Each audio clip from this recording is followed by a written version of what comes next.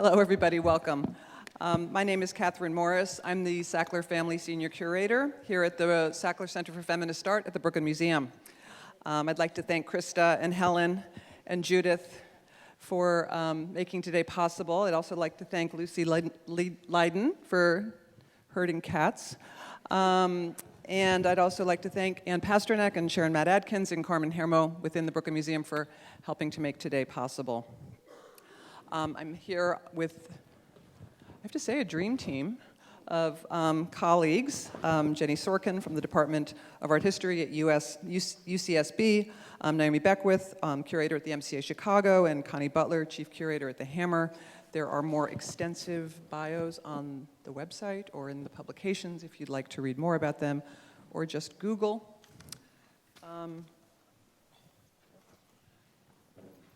So today's panel is on feminist curating and sort of the current thinking in the field, each of us having a different perspective to present on that subject. I'm just going to open with a couple of thoughts, and then we'll have 10-minute presentations, time for conversation amongst ourselves, and then some questions from the audience.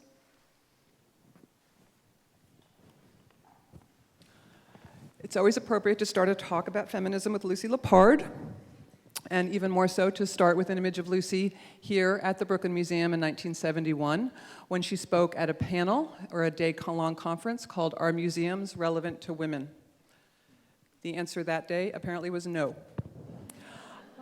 We hope that that's changed. One of the ways that I hope it's changed at the Brooklyn Museum is that we are in the midst of a year-long curatorial, programmatic, and conceptual project called the Year of Yes, Reimagining Feminism at the Brooklyn Museum. This is a project developed to celebrate the 10th anniversary of the Sackler Center for Feminist Art and its presence here at the museum. The rationale for that project really was to think about the fact, as I have been thinking for the 8 years I've been curator here, about how feminism can function in a center for feminist art and in a historical institution such as the Brooklyn Museum. There's two things I always say I love about my job. Number one, that it's in the Brooklyn Museum, and therefore, as far as I'm concerned, offers an imperative to have a discussion about the history of art in relationship to feminist practices. The second thing I say is that I'm also very happy that it's a center for feminist art and not a center for women's art. I think that's an important conversation to have, and I think it's an important conversation that continues to resonate in terms of relevance and in terms of how we as curators think about the shows we do. And obviously we live in an era when the ways in which we consider and construct gender is very important, and in that regard, feminism seems to me to be a more useful word in a lot of ways, at least in terms of constructing curatorial practices and historical dialogues. So, the other thing I say about my job is that I do not think it's my job to convince anybody to be a feminist. I certainly hope everybody is. More importantly, I feel like I have an extraordinary group of peers and colleagues in the field, three of whom are sitting on the stage with me today, who are actively engaged in thinking about what it means to be a feminist curator, what it means to be an intersectional curator, what it means to take one of the most important intellectual constructions that was largely developed by feminist thinking growing out of the second wave feminist movement of the late 1960s, revisionism, historical revisionism, and what does that mean in our institutions, and how do we elaborate on the roots of that work that certainly Judy Chicago's The Dinner Party, that is home, which is housed in the Sackler Center, represents. So in that context, rather than setting out to develop a center that was intended to represent the history of second wave feminism, to do all those monographic shows that need to be done, still need to be done, that are being done by some of my colleagues on the stage here, I felt like we had an opportunity in the Sackler Center to think about feminism as a methodology, to think about what does it mean to look at visual culture in 2017 and realize that we have been impacted by feminism. The way that we all look has been impacted by one of the most important political, social, cultural movements of the 20th century, and to explore that idea. So I'd just like to point to a couple of exhibitions that we've done to illustrate that, just to sort of amplify what that means, methodology, rather than just sort of illustrating feminism. This is an exhibition from 2013, 2012, 2013, on Lucy R. Lapard's groundbreaking book, Materializing, 6 years, Dematerializing the Art Object. We did an exhibition called Materializing 6 years, and thank you. And this was an exhibition that was important to me because it did not take as its starting point the absolutely vitally important historical work Lucy Lapard did as a feminist curator. Instead, it stepped even earlier into her career and thought about her contributions and the impact she had on framing conceptual art and its emergence in relationship to feminism and in relationship to politics. So for me, this was an important pivot on feminist curating to think about the influence that this one specific individual has had on multiple art historical trajectories in the latter 20th century. Then on another scale of all of this, we did an exhibition called Judah Scott, Bound and Unbound. Stephanie Weisberg is here in the audience, who was a big help on this show. And this is a show that represented the career, a monographic exhibition, the first monographic exhibition devoted to the artist Judah Scott. And it was important for us to have a conversation about an artist who had virtually no relationship to feminism. The word feminism never passed her lips, partially because she never spoke and was largely deaf and mute and was institutionalized for 35 years before becoming an artist. She was a woman who was born with Down syndrome and became an artist through a cultural organization called Creative Growth in Oakland, California, and a very important site for people with disabilities to become working artists, not outsiders. And so this was an exhibition we wanted to contextualize within feminism because it was our belief, I co-curated this show with Matthew Higgs, director of Y Columns, was to think about the fact that Judah Scott, in our opinion, couldn't have become an artist without the influence of the feminist movement, the disability rights movement, and the other rights movements that emerged in the 1960s and 1970s. It was those movements that made a place like Creative Growth possible so that Judith Scott could then go there after being deinstitutionalized and find herself becoming an artist. Also, it's our belief that because of people like Judy Chicago and other second-wave feminist artists who really reintroduced or made us think about the way that we look at art differently and understand materials differently, is my opinion that second-wave feminism also makes it possible for us to see what Judith Scott made as art in its wrapped, found object, material, textile form. Finally, I'd just like to close with this image, because if you start with Lucy Lapard, it's always good to end with Audre Lorde and James Baldwin. A remarkable interview that James Baldwin and Audre Lorde had with each other and was published in the pages of Essence magazine in 1984, and is really the backbone of the show that Rujeko Hockley and I have co-curated that's upstairs now. We Wanted a Revolution, Black Radical Women, 1965 to 1985. And this is a conversation, a familial conversation, as they called it, within the pages of a magazine devoted to African-American audiences that really framed how we talk about intersectionality, which is a term that really comes into play here, and talks about how we need to work together to make our communities face realities of our interactions, whether they're about gender, race, class, disability. I'd like to just end and then just turn it over to my speakers by noting that this morning I was reading the first statistics that have come out about the Venice Biennale, and Artsy magazine has done that quantifying thing that I think is very much a feminist impulse. How many women are in the show? How many people of color are in the show? What's the breakdown?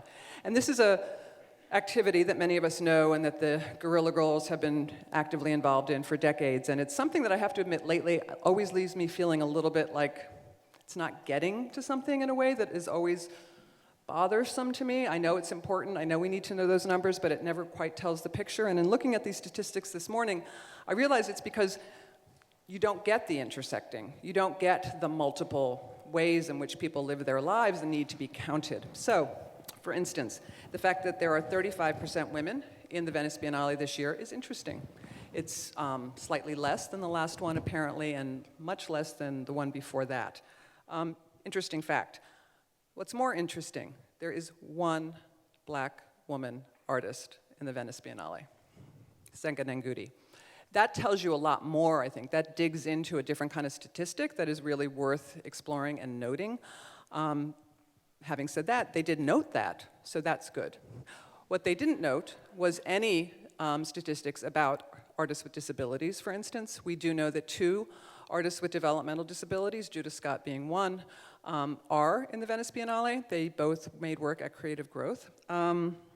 And they also, there's no notes about trans or gender nonconforming artists in that show either. So just an interesting kind of jump off into our conversation into thinking about the ways that we try as conscious sort of thinkers in the curatorial field to structure the way that we look around the things that are important to us, and as Deb just said so eloquently, the stories that we want to be told, the stories we want to hear, the stories we want to tell.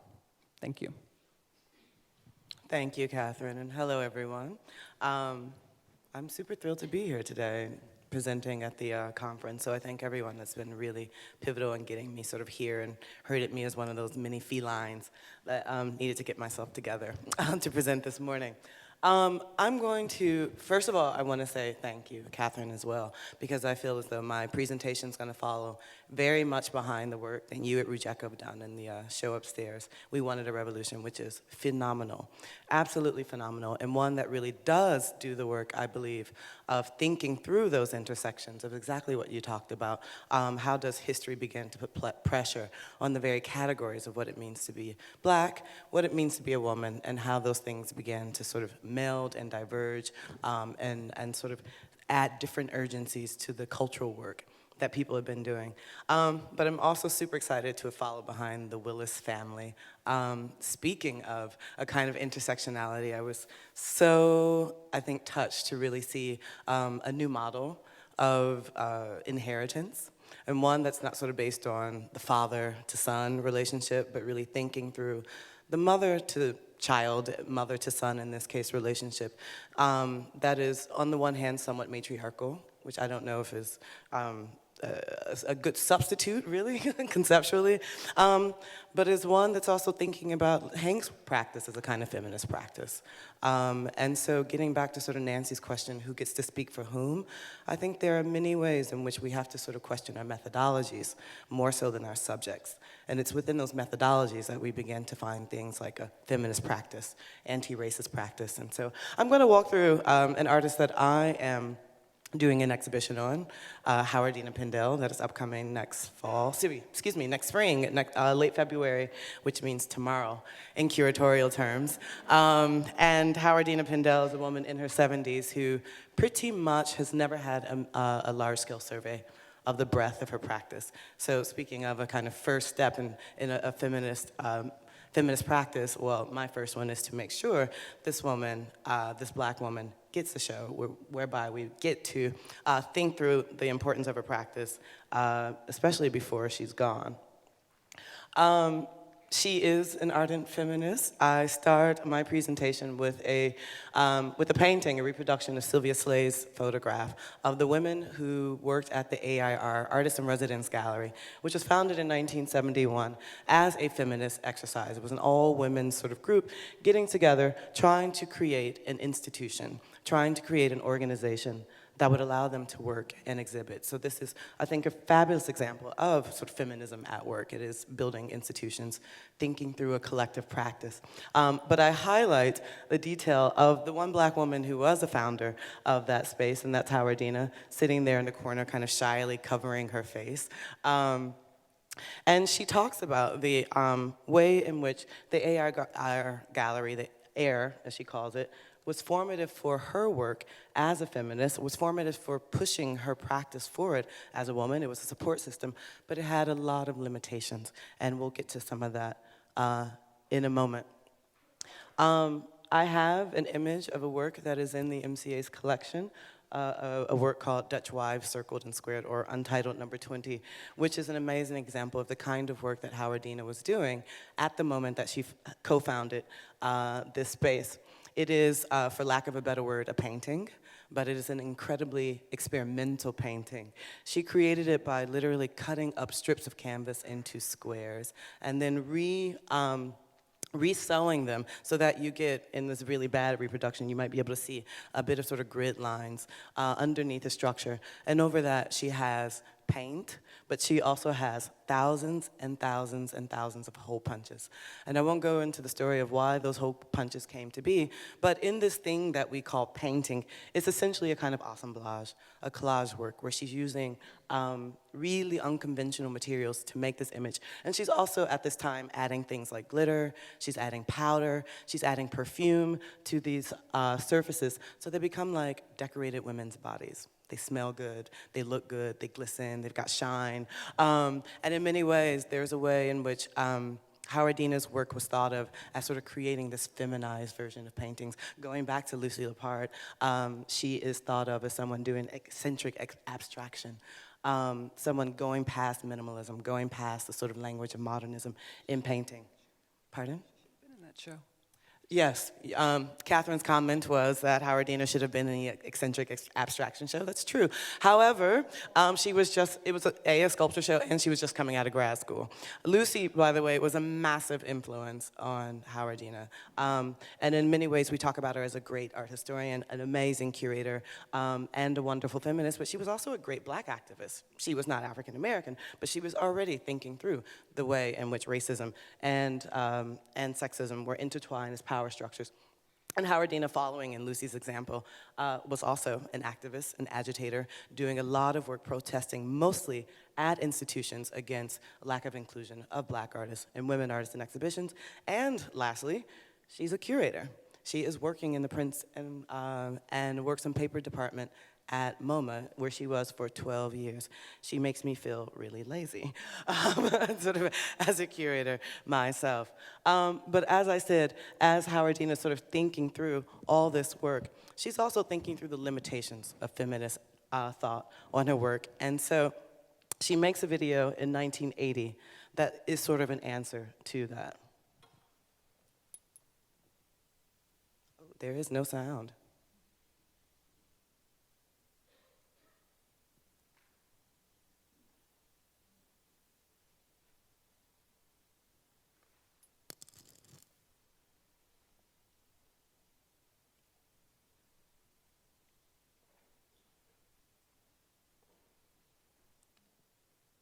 Sorry, I'm going to try to go back for a moment until the sound's hooked up. And while we're working on sound, I'll just tell a little bit of a personal background as well about how this video came to be. So not only is it a video that's thinking through the limitations of sort of the feminist structures around in the art world at that time and how she worked, but in 1979, Howard Dina participates in a series of protests against a show that happened at Artist Space downtown called Nigger Drawings.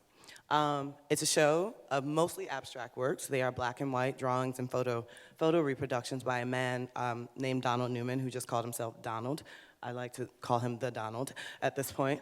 And the Donald basically does a show and gives it a provocative title that has nothing to do with race. I mean, he really does that just to sort of, get more attention. It's a marketing ploy at best. And so Howard Dina is taking part in these sort of protests against this show and was getting a lot of flack for it at MoMA. She said that her position became untenable because amongst her colleagues, she was being accused of censorship, and no one could understand why she as an artist would want to suppress another artist's sort of free expression. So she leaves MoMA, and then later on that year in '79 becomes a full-time teacher at SUNY Stony Brook, where she still is. And that fall, she's in a car with Donald Cuspid, and they end up in a massive car accident. So she sustains a huge head injury, an injury that's left her with vertigo, that's left her with some memory loss, and it left her with a sense of urgency about what her work should be. So her work begins to shift from this, what we would think of as sort of purely abstract work, into work that carries a bit more political and personal urgency. So would the sound actually be working now, do we suspect? We'll try. Okay.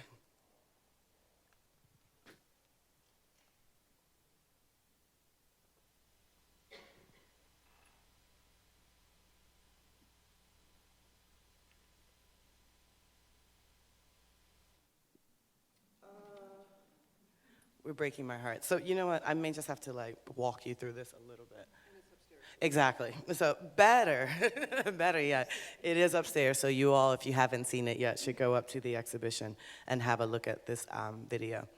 The video is called Free White in 21, and it essentially is a series of stories that Dina tells about moments where she's encountered racism. And in fact, it doesn't even start with her life. It starts with her mother life, and it opens with the story of her talking about her mother under the care of a babysitter who thought that her mother's dark skin was a kind of dirt issue, and so she puts her mother in a bath of lye that leaves her with a lifelong series of scars and burns on her body. And then Dina moves into her own life as a youth, these moments where she's being sort of literally tortured at school, where she is going through a series of interviews and being rejected, but watching sort of other less qualified women get positions, I mean, literally in front of her face. Also moments of her being sexually harassed and seen as a sort of highly sexual being by people who assume that as a black woman, her body is more available. And she does this, as I said, these sort of series of confessionals. She also does this kind of surreal exercise where she begins to bandage herself. And for me, this is a moment where she's somewhat masquerading herself, but also it's a reference to this accident. And it's a reference to a moment of healing for her head and her body. But she also plays two characters in this video. She is herself recounting these stories, but she also plays this kind of parodic role of a white woman who's in this blonde wig. She's white powder on her face, sunglasses, and this white woman's in a kind of stunted dialogue with Dina. As Dina's telling the story, this woman comes in and out and tells her that she's paranoid, that she's making this up, that it's never happened to her. She's like, I mean, I don't know anyone this has happened to. After all, I'm free white in 21. Which is the strangest kind of statement, but apparently it was a kind of really popular phrase, especially in cinematic history and in the South, where someone would use it as a retort to say things like, basically, I can do what I please. So this is Dina's first shift out of painting into the realm of video, and it marks a big move of her work, too, into a whole series of work that she calls Autobiography. So it's a series of work where she's saying that I have to tell my story, and that my story will be constitutive of a new kind of political rhetoric, a new kind of political tale. This is one example of the work that comes out of this autobiography series. It's a photo collage made by her taking postcards that she's collected over the years from her travels, cutting them up, repasting them back together on a kind of background, and in the spaces between those of those strips of a postcard, she paints an image. And on the one hand, these postcards are a kind of mnemonic device for her. She uses them to reconstitute her memory after this accident, where she's trying to literally remake her life. But she's also talking about these works she speaks about these works as a way for her to remember how it meant to move through a space. So they tend to come from one site, all those postcards. But instead of sort of, let's say, making a loose collage of that was chronological, first I did this, or I went to this place and then that, she talks about the body moving through space. And I was really interested in this as a gesture of kind of centering herself and her body as a way of navigating a moment, navigating a site, and navigating a memory. And I think of Free White in 21 as this kind of autobiography series. She doesn't say that, but again, her story, her narrative becomes constitutive of thinking through both the way of making sure that tales and stories of racist oppression make their way into feminist practice, but it is a kind of protest piece too, that somehow we can't begin to think about new feminist organizations as righteous unless they also are working against a kind of anti-racist model, an anti-racist activity. This is the kind of intersectionality that Catherine's talking about, the way in which race and gender and class and disability and all sorts of other sort of isms began to stretch out the very definitions that we have of feminist practice. And she had some allies in that. The reason that Free White and 21 was even seen for the first time was because it was curated in an exhibition at the Air Gallery by Ana Mendieta. So speaking of Hank's sort of progenitors of artists / curators / activists, Ana Mendieta did a show whose title I'm going to mangle up, but it's something like the dialectics of isolation, yes. A show of third world women artists in the United States. And she chooses these women to basically start opening up those conversations around what does it mean to be an immigrant? What does it mean to be a person of color within feminist practice? And I try to really think about this as a methodology of putting together the show. There are sort of, for me, many levels of curating. I mean, one is, of course, the inclusive model, which is doing something that is a feminist gesture by including a woman. But then for me, there's also a feminist model of trying to make a narrative that doesn't sort of rely on a series of lineages from, let's say, sort of master artists that we often tell in art history, that someone did one gesture and someone else borrowed a gesture from that or responded to that. And then along comes a woman who's sort of in this line of a long line of male geniuses. But I'm trying to sort of situate Howard Dina in a relationship to other women. And I'm trying to do that very intentionally in both the space of the exhibition, in the book. And then finally, of course, trying to not exclude those multiple isms that all have to come together, I think, in the stories that we tell about every artist, whether they be a woman or not. Sorry about the sound.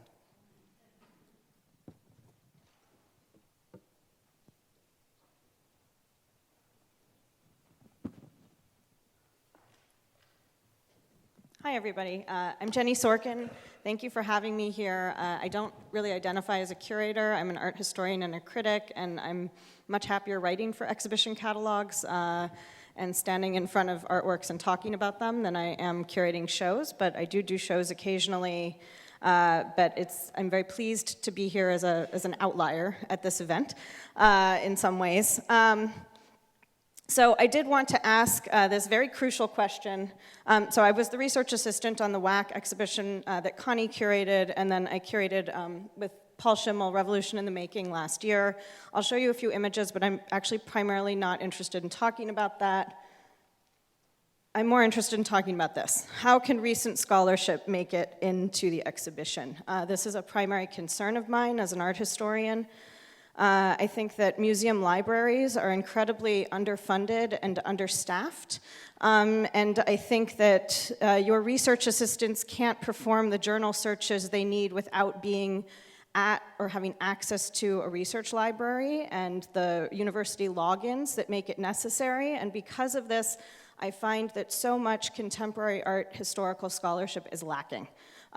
People are not doing good research. They need to be looking at the Americanists, the Dec Arts people, the Europeanists, people who have been art historically trained know how to do that work, but I would say that the curatorial assistants who are not coming out of doctoral programs anymore, they're coming out of MA museum studies or curatorial studies programs, do not have rigorous research skills, and then the catalogs that are being produced by contemporary art institutions do not have the level of rigor necessary, honestly.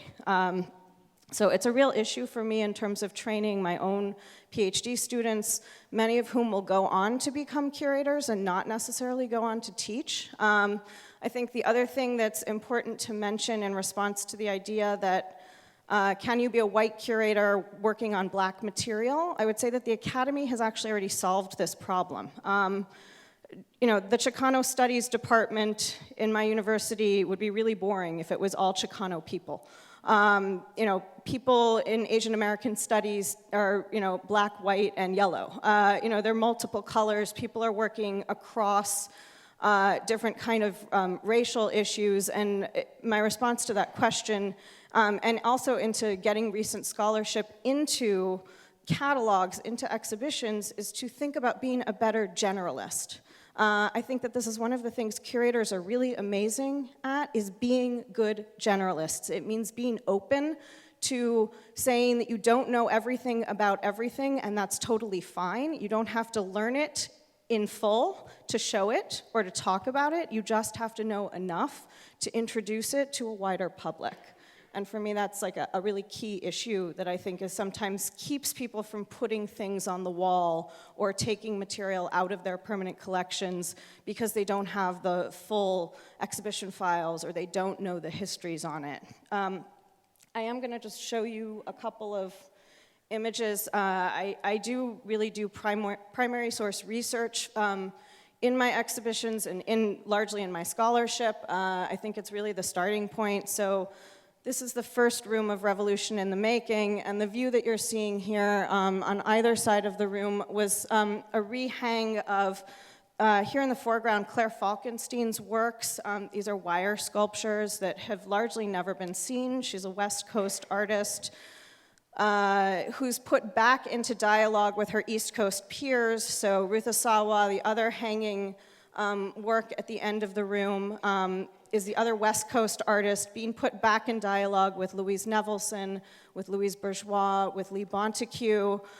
So trying to look across and beyond New York City as the locus of the mid-20th century and think about broadening out histories to include West Coast artists, because this was a West Coast show that wasn't going to travel, and try to revalue what their works looked like in relation to the other side of the country, but also the idea that Falkenstein, I found an old archival picture that these works had actually been hung, and so we convinced her now dealer, Michael Rosenfeld, they only let us hang one from a wire, but to actually hang it the way the artist intended. And that really required primary source research, was to go back and find an archival photograph and say, look, she hung it this way, this is how we want to hang it.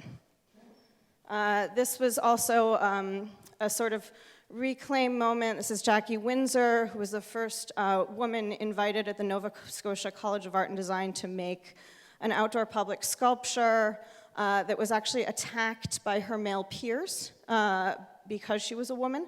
But before it was chopped down, it was documented in Avalanche. It's called 30 and 1 Bound Trees. It's a minimal sculpture, but it's her signature wrapping technique. And then it was remade in the plaza at Hauserwerth and Schimmel for this exhibition, and it was able to stay up a much longer time than the original. But again, this required going back and finding, the work didn't exist, it had to be remade. The last artist that I'm just going to touch on here is part of why we decided to include Heidi Bucher, is who you're looking at here, is she was a Swiss artist who worked briefly for 5 months in Los Angeles in the 70s, and it was really interesting to me that she had made work in LA pretty much under the radar. She also photographed herself in her work. I love this top image of her in this butterfly costume. It always reminds me of the timelessness of a Julia Margaret Cameron piece. And I like thinking of those together. But this is her installing her work, and then this is an archival image of a show that she did with her husband at the time under a different last name, which is also why it was really hard to identify or find this exhibition.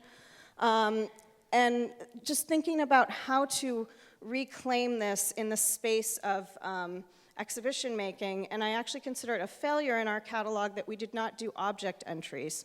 And I feel bad in hindsight that we didn't, because all we ended up doing was illustrating a chronology with some of these images, and that's how the primary archival images get put back in, or through tours and narration of the exhibition. But I do really feel that object entries are crucial here, and sometimes they make much bigger differences. They're specific, they're historical, they're well-researched, and they're often better than the sort of wishy-washy thematic essays that get written in the catalogs.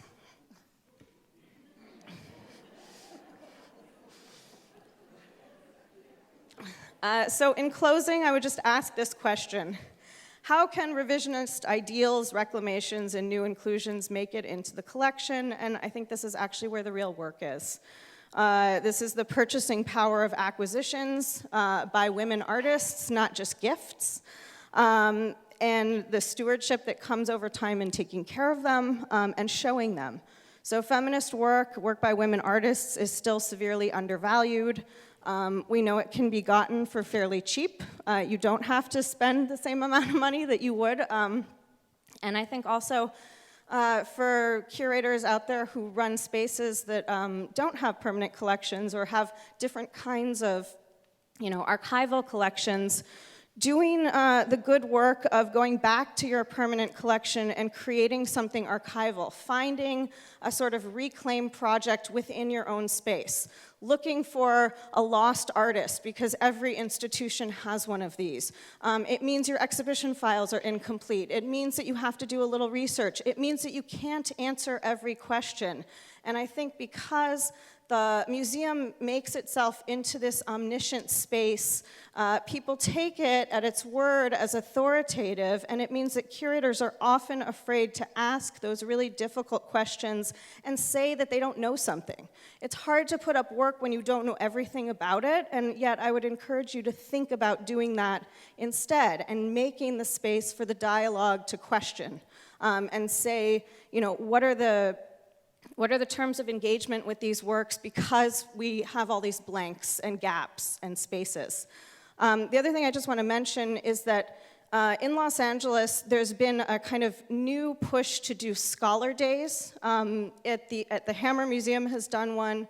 MoCA, Los Angeles MoCA has done one, and they've been really formative experiences for my colleagues and myself in terms of having scholars come in without an agenda, getting to talk for half a day about the exhibition on view. Invariably, it brings up all kinds of interesting issues and dialogues, and that's also another way that there's a trickle-down effect in terms of knowing about the work, seeing new work, or getting exposed to things you don't know about, asking difficult questions about it, and it ends up finding its way into people's classrooms, into other exhibitions, and into, I would say, like the minds and hearts of the next generation. Thank you.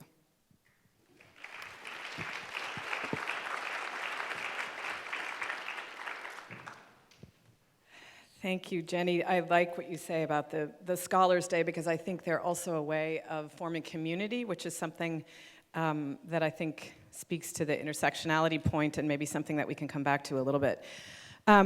So I tried to make some bullet points that are kind of questions for myself about this question of feminism within the museum, and I was thinking to start by saying, which Jenny advised me against, but I'm going to do anyway, saying that when I was asked a few months ago, I was at a conference on sexualities in the museum in Brazil, and I started by saying to that audience that I'm kind of tired of this question, actually, of feminism in the museum, and it went nowhere on that audience, actually, and it was a little too weird and unthought through, but actually what I mean by that, and I realize coming here today and the thoughts I've been having, is that actually what I've been trying to think through is what for me has been a move in the last 4 or 5 years from a big institution, the Museum of Modern Art, where I was in some ways a curator working against and kind of in opposition, or at least in terms of questioning the narratives of that institution, and that really suited my politics in a very particular way,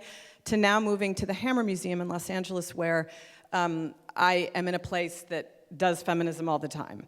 And what does that actually mean in terms of my own curatorial practice, which I do deeply think is a feminist one, and how to kind of move forward. That, coupled with the very real feelings that I imagine are shared by some of you in the room, in the wake of the election, which has somehow taken the wind out of my own, feelings about how to enact feminism within the institution, right? When a kind of misogyny and sexism has been institutionalized now at the highest level of the country, I just feel like I don't really know what to do. Like my little, show with some women artists, like what is that going to actually do? So, kind of trying to think about a way forward. So. The images that I have for you today are not that. And I did put in some images of the WAC exhibition, and I focused, and I wasn't going to speak about this show because it is, I guess Jenny didn't speak about it either, but it's sort of ancient history now, but what I'm still fascinated by from the pictures of this show get at something about collective practice that for me goes back to Lucy Lapard as a model when she sort of kind of finds her feminism and finds a way of making a feminist exhibition practice, which in many ways she does through opening up her own curatorial structures and embracing collective practice. And that's something that I'm kind of increasingly interested in, making community within a curatorial practice. So these are just some images of groups, actually, which are, and ways in which we brought many different voices generationally, culturally, to respond to that exhibition and open up the framework of that show. This was a series of, I mean, these are just very specific examples without going into them too deeply, but of, in this case, like a roving series of group responses to the exhibition that we did when the show opened. And you can see just within that audience, you know, this fantastic range of like Yvonne Rainer and Emily Roysden and Lorraine O'Grady and others, both in the show and just responding to it. LTTR, which was then a very young group of queer activists and artists who responded to the exhibition and really brought in a whole kind of generational discourse to it. Younger generation. I'm going to skip through these a bit. There's that picture that Jenny showed. And go to this, which is sort of the next, I would say, I guess, big gesture kind of feminist program that I was involved in, which is that when I arrived at the Museum of Modern Art in 2006, there was a project on the table already that had been funded by a philanthropist, and a lot of this is known, so I'll just go over it in a very general kind of way, a philanthropist named Sarah Peter, to do something about women in the institution. And so I guess this would be under the heading for me of, in a way, making a feminist gesture by working with what you have. And that, in the case of the Museum of Modern Art, is this extraordinary collection. But within that collection at that time, 10 years ago, it was actually very hard to find not only women artists from a certain period, but anything one could think of as feminist. So how could we reinvent what became a scholarly project within the museum with an eye towards with really a feminist, I guess, inflection to it. So it became a scholarly project, a cross-departmental scholarly project, bringing together, again, the idea of community, people from across that institution, most of whom had never thought in terms of feminism or gender within their work at all, and actually trying to understand how you could bring multiple curatorial approaches, some based on traditional art histories and connoisseurship, others, like my own, which really did have years of kind of work on gender internalized within them, but how you could bring those things together into what became a more complex and, in a way, uncomfortable book and project, but I think a richer one for it. We also looked back at the histories within MoMA that had these moments of what I think of as feminist intervention within them. This was a project where Shazia Sikander, Janine Antoni, and I think Kara Walker did banners on the front of the museum at that moment. In whatever it was, 2000, the young women artists being relegated to the kind of the space of the banner in front of the museum. And then finally, here, I put this in alternative abstraction because this is actually a show that happened as a result of the Modern Women's Project in 2010. The one that's getting a lot of press right now, which I haven't seen, and I'm sure it's wonderful, Reimagining Abstraction, I think is very like this project. But just to say that Modern Women's Project, which also yielded a symposium and many other things, as well as acquisitions, I think launched an effort within the institution to, in all different ways, make these feminist initiatives. And I remember questions about this show, like, why on earth would we do a show just of women artists from the collection? And questions like, when the Westchester ladies come in, are we going to do an audio tour based on women artists? Why would we do that? And, trying to have a discussion about how, gender is, of course, just another category that one uses to cut across the collection and can be as valid as any other. Which I hope goes without saying in this room. And then finally, at the Hammer, we've started something within the last year that is a bit of a what do I want to say? It's a bit undefined, which I think is an important thing about it. It's called the Bureau of Feminism, and it came out of an initiative, or it is an initiative, I guess, that began between Anne Elgood, my colleague who's the senior curator, January Parker-Sonal, who I know is here today, who was then our curator of public engagement.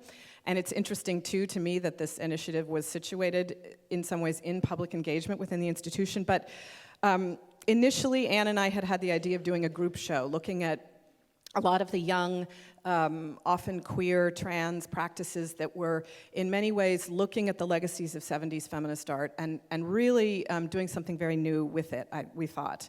I also was interested in looking at my own generation of women artists who are again, the inheritors of 70s feminist practice, and kind of looking back through their lens as well. We decided that, and again, thinking about the question of real estate and the monographic show, and that what these women actually need is major one-person shows. They don't need a big, giant group show.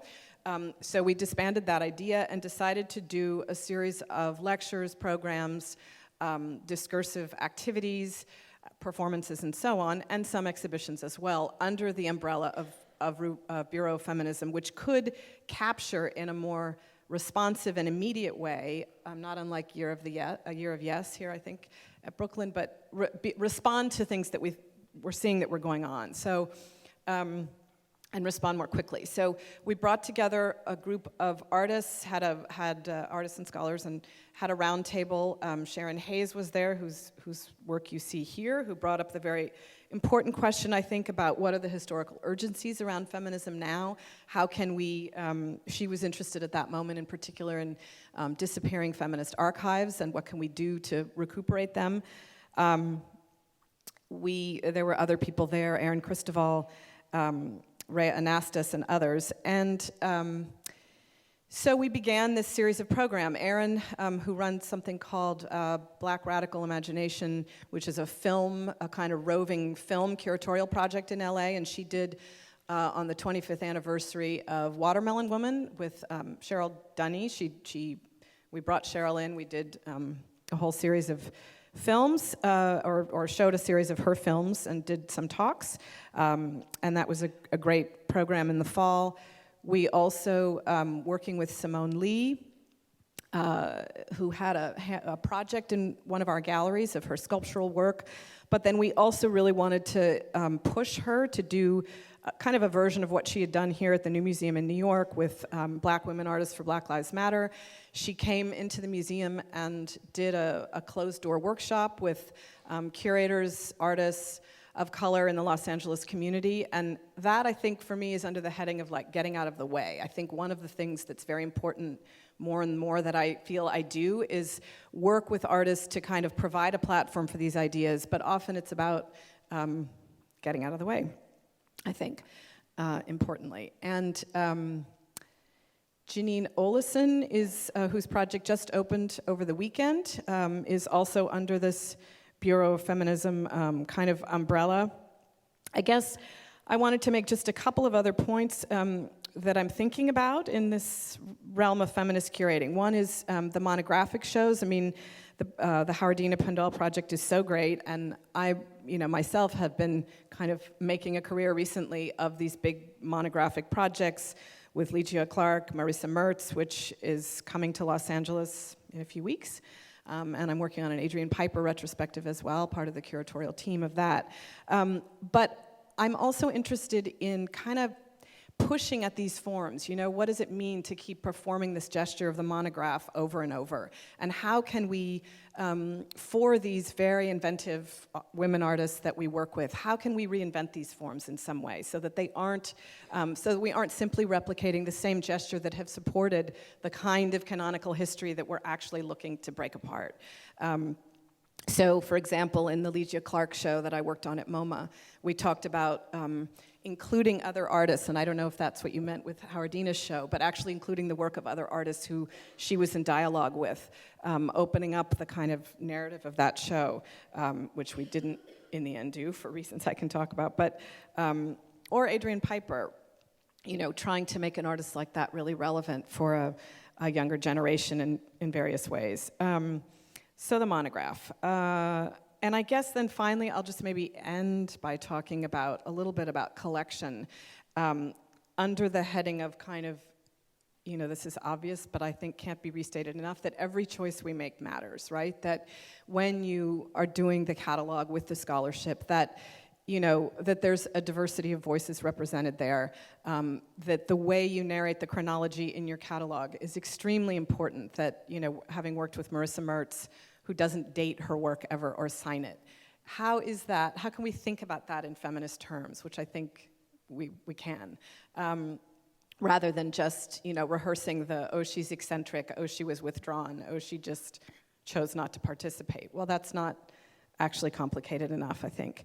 But in terms of collection, I think that, Jenny's right, that that's one place where we can make an enormous difference, and, very, aggressively, that every time we bring works for the collection to our collectors' committees, that there always have to be as many women artists in that group as there are anything else. It's extremely important, and, that these conversations over time, you feel like a broken record, but a colleague was telling me the other day that at the Museum of Modern Art, she was hearing somebody, a curator there, rehearse, a list of priorities, and it was all men. How can that happen right now? It can't, and it shouldn't, and that those choices are extremely important. So we can talk more about collection, but maybe I'll stop with that. Thank you very much.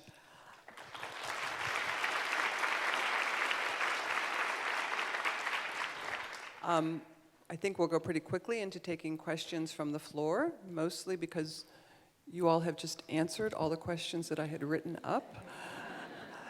Most of them had to do with collections and how collections and collections building functions in relationships to your practices. And so I'm going to just read the questions that have been answered. And with Jenny in particular, I was thinking about talking about the ways that institutional feminist scholarship in academia, as opposed to museums, how they sort of function in relationship to each other. And I really appreciate your comments about thinking about giving oneself permission to talk about an object without feeling necessarily the weight of knowing everything about it. That idea of being a generalist, or as I often call myself, a dilettante. But I am curious, I do have one question for Connie, and it really grows from your opening comment about maybe a kind of hesitancy about I don't know if validity is the right word, feeling right now in relationship to what you're doing, and I couldn't help the politics of that. Does it feel pertinent, kind of? And I couldn't help thinking about maybe the difference between your current home at the Hammer as opposed to the MoMA, where you have a very specific institutional history to push against.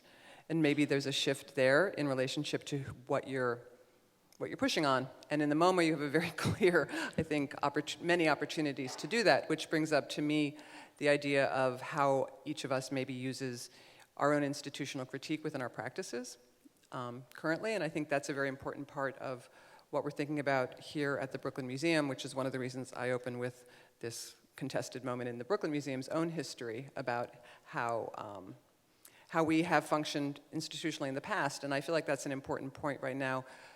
Hank brought up earlier the situation at MoMA and just the feeling of having to prioritize the people that make up the institutions rather than some sort of institutional persona that often we kind of feel like we can step behind or something.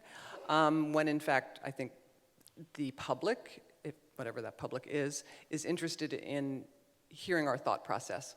Maybe, and that goes back to also the idea of the curator as generalist, just the ability to talk about our process and the unfolding of our own learning around the objects that we're taking care of. So there was a question in there somewhere, maybe if there's any thoughts about how we're looking at our own institutional histories in relationship to the work we're doing.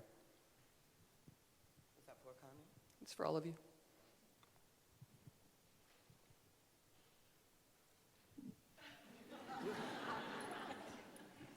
It's a slow pickup of the mic. Right. I can, so I work in a university with a university art gallery that is primarily, our collection is an architectural archive and works on paper, and Elise Gonzalez is somewhere here, who's the curator at my institution, and shout out to her, because she actually picked up the phone at the end of December and said, we have this gift, are you going to use it in your teaching if I take it into the collection? And I said, honestly, no. So if you don't want to store it, turn it down. And it was a moment of sort of relief for both of us, that we could both, she actually asked me if I was going to use this work, and because I wasn't, she gave me the right of pass, and that was an amazing feeling to be brought into the decision making, and it was a really wonderful acknowledgement that scholarship has a place in the museum, and that that this kind of collaboration can happen in smaller institutions.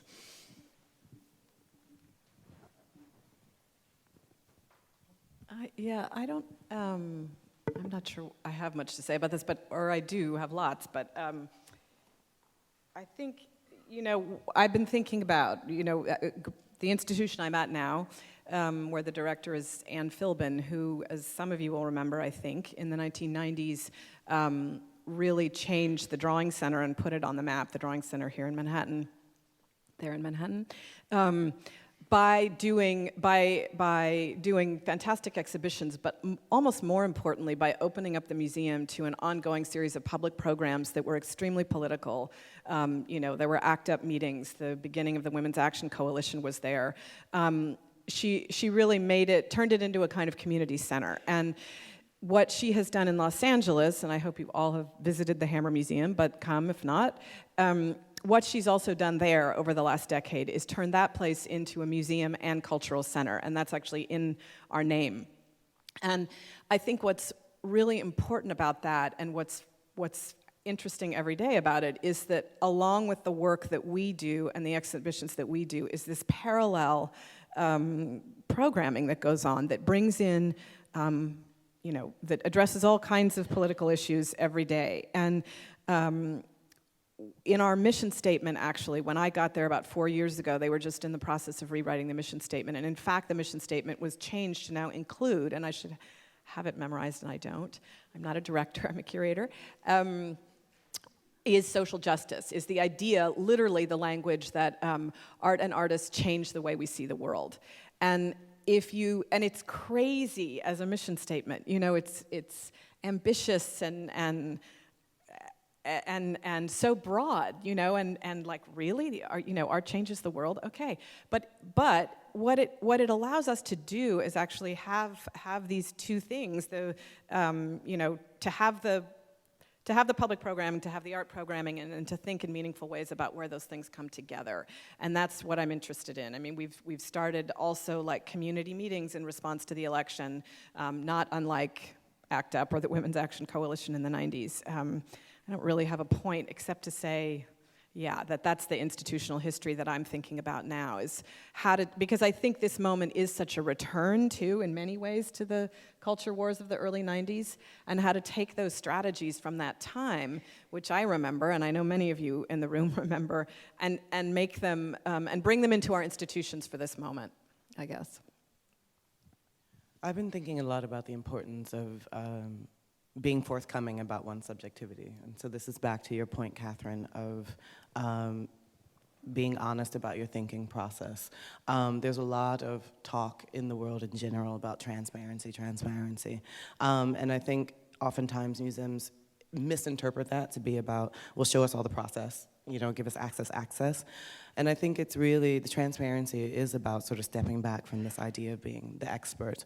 Number one, the kind of dilettante model that you spoke about, but also number two, by saying that every curator comes with a set of concerns, and that we aren't just all deep academics who have been taught a methodology and have been sort of pulling apart objects all our life, but we have a set of concerns that include our social life, that includes our traumas, that includes our cultural backgrounds, and that I think we need to be more overt about that. And we've been I think, much more particular and careful at the MCA about talking about that, about talking about our specialties as a curatorial team amongst mostly geographic and cultural expertises, but really bringing that into the conversation. Because above all, I work with contemporary art. I will never know everything about what I do. I think my work is always about playing the long game and leaving openings for other people to come in these sort of historic moments down the line to add scholarship, to add conversations.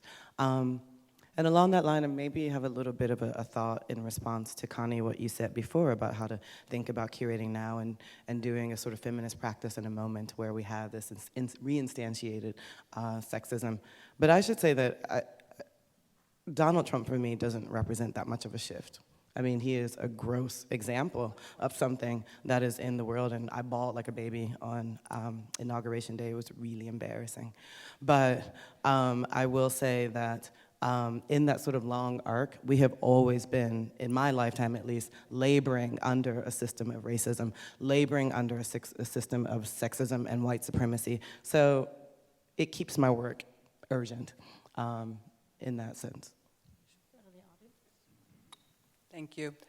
Take any questions from the audience, please.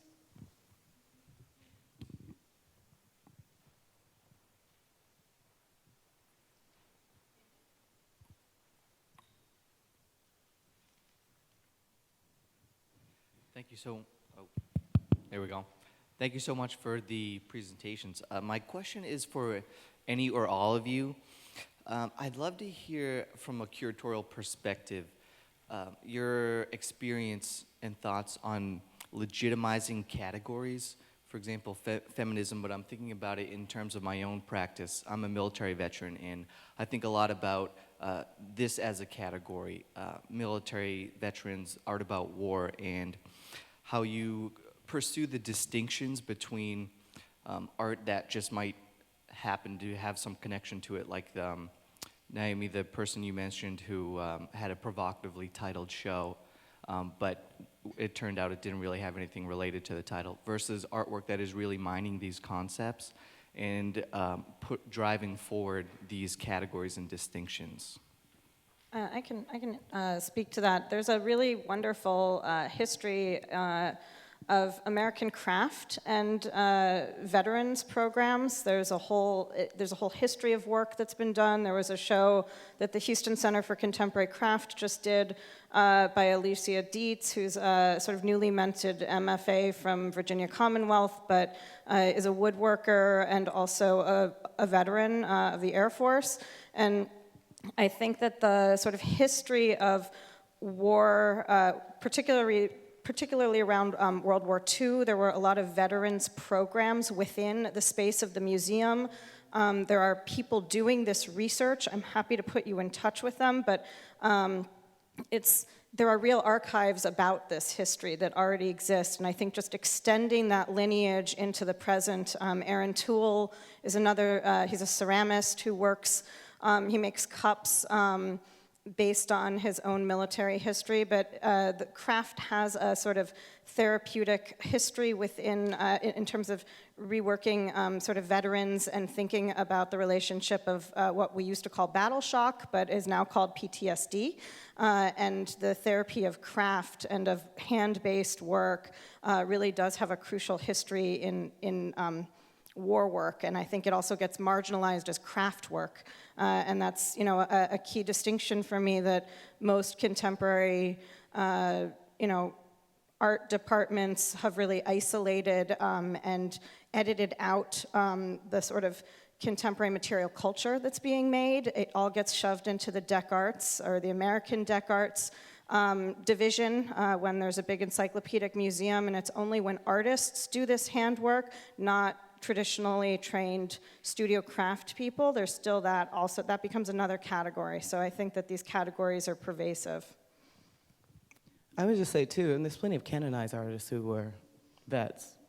Woody fought in the war. I think probably thousands of folks that I can't call upon right now who are vets. I think and the GI Bill history. Exactly. The history of the GI Bill is crucial. Precisely. And so I mean, we can start with the sort of historical archival work of thinking about who was a vet, but I think I go back to my last response too, which was bring the subjectivity, bring it out, bring it as part of the conversation. That is what this incredible work around intersectionality is doing. It is talking about bring those experiences to the way in which we began to rethink object history. And not only, I don't think these, again, to an earlier point of mine, not only are these subjectivities about personal experience and personal kind of adaptation. I think the work that Pendel was doing was about saying that these perceived silos of sort of race in this corner and gender in this corner have nothing to do with each other, are problematic. And so for a recent show that I did of this group called the Propeller Group, who are of my generation out of Vietnam, thinking through the legacy of the war, I sat down with vets and started to think about programming around their experience of war and the long history of the way in which we think as a culture now about conflict in the US begins to shape how we present things like violence in film and in entertainment. So there are ways to wrap all this into it, just bring it. And maybe also what you're saying is there's a way in which right now, if we can delve into that specificity, it really opens up a universal conversation in ways that are often unexpected, and I think that's one of the things that curators are very interested in. And I would throw out one last reference, which is that there was just this amazing World War I show that PAFA put on, and to go back to really, I think one of the major things I do is look at shows that are not contemporary, and I think it's really, really important for contemporary curators to look elsewhere for models among their own colleagues in other parts of the museum, but in other historical spaces. It really, you can enjoy a show outside of your field in a way that you can't in your own field. There's actually something restorative and wonderful about going to see something that's not in your own field. Other questions? Somebody in the back.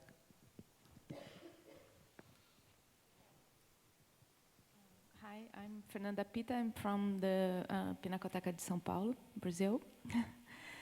Connie, I would like you to talk a little bit about the Radical Women Project. Can you comment a little bit on, you talked about at the beginning the issue of pushing limits at MoMA, and now that you are in a different position, that feminism is done in your institution, and I was thinking about how did you approach the issue of those two categories, women and Latin American, in a context where women artists are very preeminent, like in Brazil? Yeah, thank you for the question and for reminding me to mention Radical Women, which is an amazing exhibition that is going to happen at the Hammer this fall. The Getty Museum is doing a second iteration of this thing, Pacific Standard Time, which is a funding initiative for museums and spaces around the city to do something on Latin America broadly. The last one was about Los Angeles histories. This is Los Angeles, Latin America. So our exhibition is curated by Cecilia Fajardo Hill and Andrea Junta, who are two, Cecilia lives in this country, she's Venezuelan. Andrea is based in Argentina, in Buenos Aires, and is one of the leading scholars on gender there. And they've curated a show which is over 100 women artists. It's called Radical Women, Latin American Artists, 1965 to 1985. It will be coming to the Brooklyn Museum in about, I guess, in the following winter. It opens next fall. And through the Getty funding, essentially, these curators were able to go to every country in Latin America several times. So the kind of archive of research that now exists for this exhibition is almost as important as the exhibition itself. The catalog is organized by country. There will be wonderful country texts, regional texts, because we thought that was the most useful way to organize the scholarship and the publication. The exhibition is organized thematically around themes of the body. The political body is really the central theme of the show. And it was at one time part of the title, but we took it out. But so it's really kind of the political body in photography, in performance, in photo-based practices, some painting and sculpture as well, but a lot of documentation of other kinds of more ephemeral and discursive practices. I mean, I think what's important to say, and it's a huge topic, and we'll be doing lots of public events around it, but around the sort of the issue of feminism and the question you ask about women artists versus feminist, is that in very few, as I understand the history, which is not nearly as extensively as my colleagues, but in very few countries in Latin America, was there an organized kind of discourse around feminism. And Mexico was really the only place where that was true. And so because of artists like Maris Bustamante and Monica Mayer and others, there was really a feminist art movement, and they called themselves feminist artists and so on, and articulated their work that way. So the book addresses that. But it also very clearly lays out that this is a history very much of individuals. I think, I spoke about collective practice, and I think collectivity is one of the main legacies of feminist practice here and in the UK and of 70s work. But in Latin America, in a lot because of the political situations of dictatorship in so many of those countries, and really all of those countries at one time or another over a 20 or 30 year period, the women in this show really worked in isolation, or as individuals, I would say, and almost none of them identified politically as feminists, I guess, if that answers your question. Do we have time for one more question? Hello, is this working? Great. So this is my first time at AAMC, and this morning has been incredible. Thank you so much for being so generous with all of your ideas and your work. I am Katie Jentelson, and I'm the curator of folk and self-taught art at the High. So my field is a lot like, presents a lot of the same issues, I think, as the field that we're talking about here this morning, because it's a kind of subcategory of contemporary art that has been marginalized and excluded and has issues with inclusivity.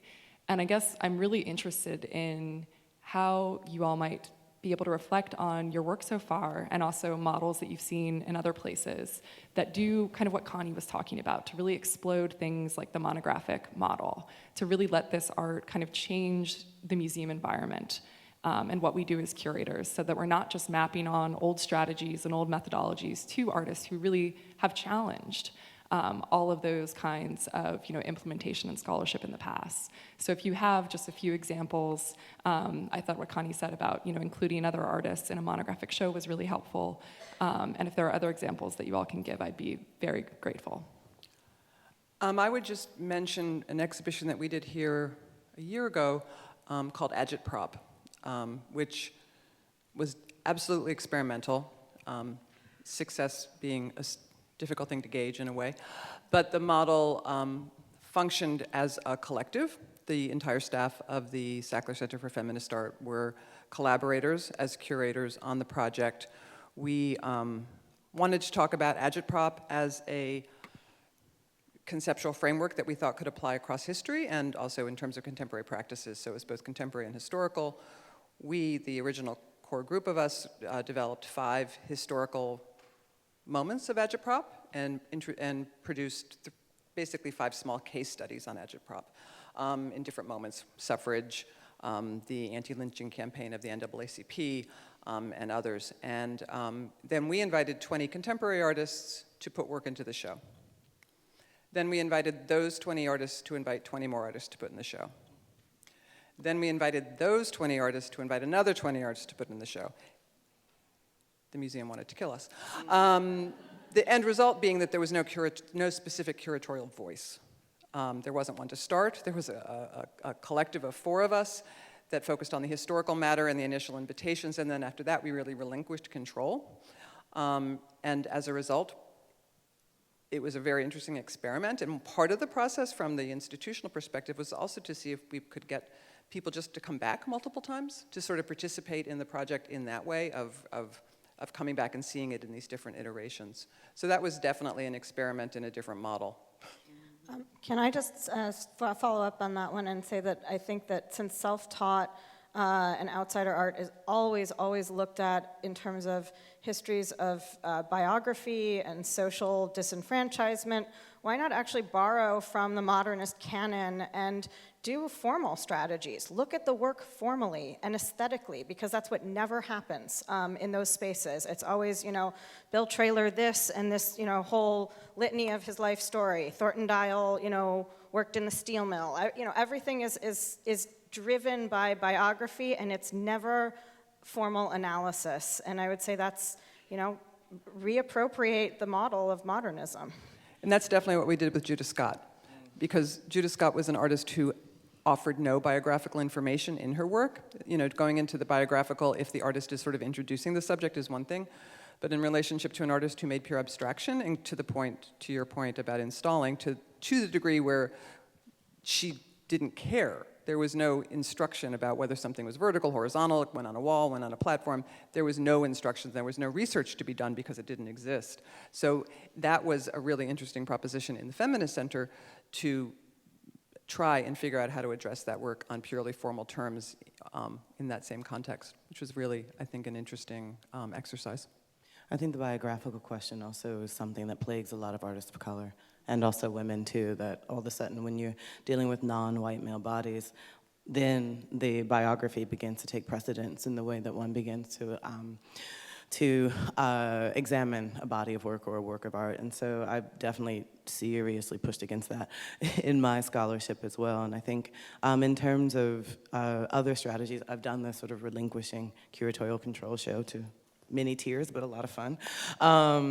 I've also been really deeply invested in building disciplinary practice, thinking about artists who aren't just sort of working through one problem, but what does it mean to kind of bring other structures and other ways of thinking into their work, and Dina is a great example of that. And the way that I'm structuring the show, too, is trying to get out of this sort of monographic model of sort of one genius working on one problem or doing one thing one day after the next, but really sort of thematizing the show and start thinking about the multiple subjectivities that Dina begins to inhabit, like someone who's a memoirist, I call her, is reconstituting her memory, someone who's traveling, someone who's interested in science and so forth. So really trying to add a thesis to the show about how it works.